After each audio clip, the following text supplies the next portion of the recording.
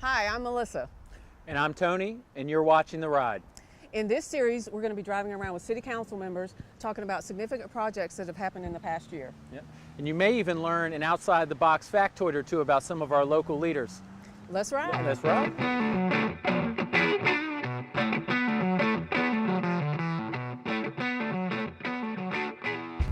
you doing, sir? This is one of my 7 favorite council members right here, Melissa.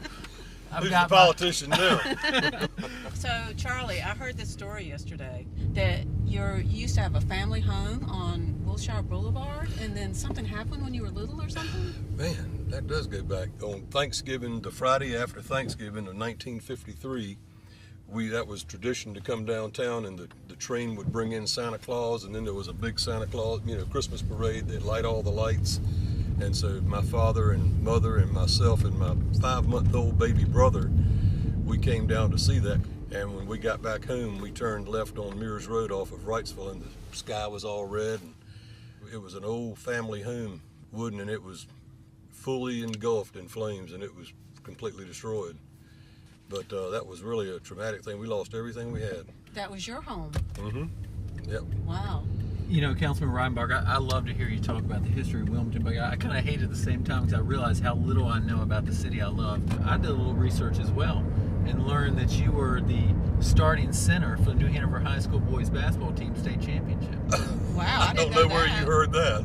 I heard about Are you saying my research is not as good as Melissa's? I was 5'1" when I graduated from New Hanover High School. Oh my goodness. 5'1". My nickname was Runt. So you weren't the starting center? No, sir. Well, and you were the postman in D.C. or something like that. My God. I told you, I know all this stuff, man. I graduated from high school, and I was about as much college material as that tree. I grew up going to the beach and surfing all the time, and on a pretty day, I just could not make myself go to school, and I still managed to come out of there with C's and a few B's. So I went up to Washington, D.C. and took the civil service exam and went to work out in Annandale, Virginia, delivering mail, and then I got drafted. And into what branch of the service? The U.S. Army. Okay.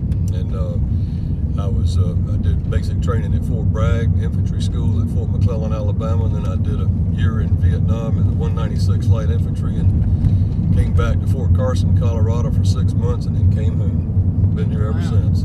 Let me ask on a much lighter note, what is your go-to dance move at parties and weddings?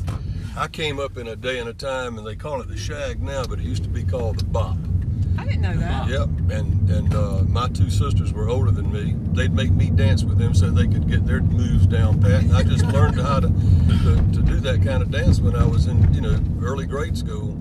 And when I got in junior high school, when they started having dances, man, I tell you what, I could cut a rug.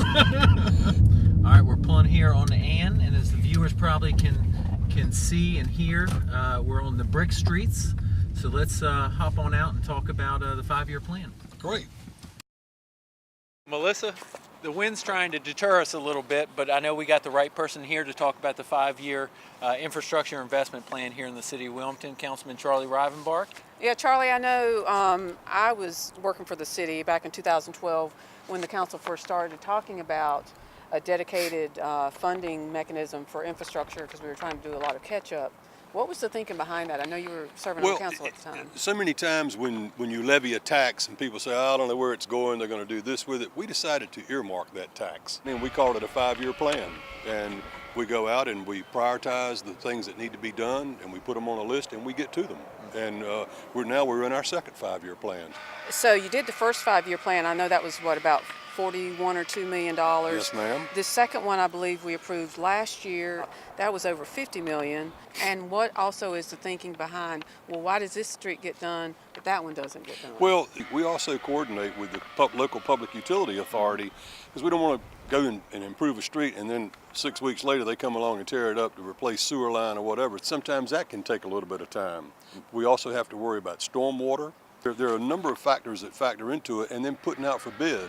And since Hurricane Florence hit, every contractor is up to their eyebrows in work. So the bid process is taking long, and sometimes we haven't been getting bids back.